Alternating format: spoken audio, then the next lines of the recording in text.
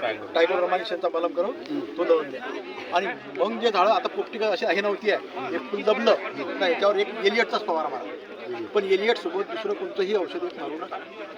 आता जसं म्हणजे लिंक्याचा तुमचा नियम पूर्ण निर्मूलन होईल. तुम्ही म्हणता की त्याचं आपल्याला हे नाही करायचं, जसं माहिती करतो हां हां जसं आपण हे शेणखत टाकलं हां पावसाळा हां ते पूर्ण पावसाळ्यात मे महिन्यात जून महिन्यात आपल्याला शेणखत टाकायचंच नाही आहे. शेणखत टाकायची वेळ हे आहे बरोबर. एक तर तिकडे वलं असतं शेणखत, ते झालं का इथं बरोबर ते हे होऊन जाते. तिथं तुम्ही मार कोरडं करता ते त्यातले जीवाणू तिथंच गायब होऊन जाते. त्या शेणखतात वलावा असणं गरजेचंच आहे. टायकोडर्मा जमिनीतच आहे, त्याला खाऊ घाला, तो स्ट्रॉंग करा बस. बाहेरून आणलेला टायकोडर्मा 30 डिग्री सेल्सिअस तापमानाच्या वर जर तापमान गेलं तो मरते. आता तापमान किती आहे?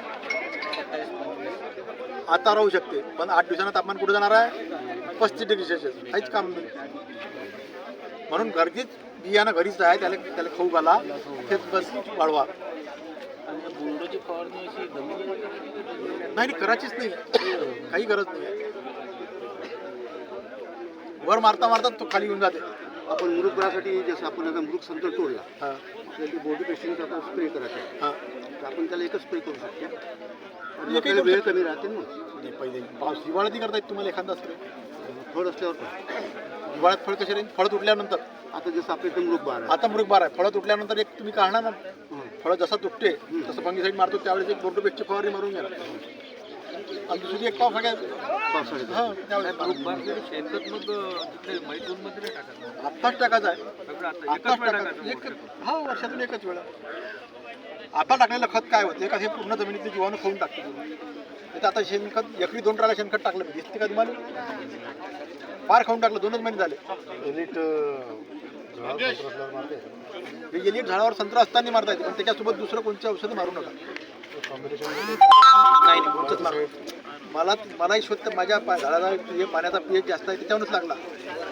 8 ड्राम भरले, 2 ड्राम संपल्यानंतर त्याच्यातलं पाणी घेतलं, त्याच्यातलं औषध फुटलं, काहीच दुसरं औषध टाकलं नाही. म्हणजे त्याचा pH जास्त होता.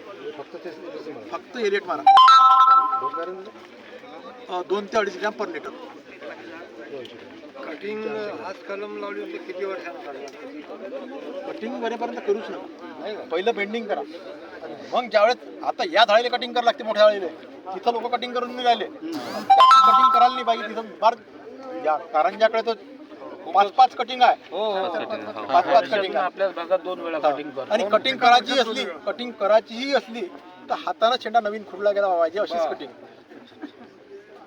हार कल्टिवेशन झालं समजा आता याच्यानंतर मग त्याला जे रूट्स वगैरे निघणार त्याला ते काय हा स्पुरतचं लवकर 1-1.5 वर्षात कव्हर करते ते. पण स्पुरतचं प्रमाण वाढावं लागेल आपल्याला आणि ते ग्रीन रायचा वापरा गाडी, स्पुरत वापरा, तुमच्या मुळा बऱ्यापैकी डेव्हलप होईल. पण एकदम 100% तर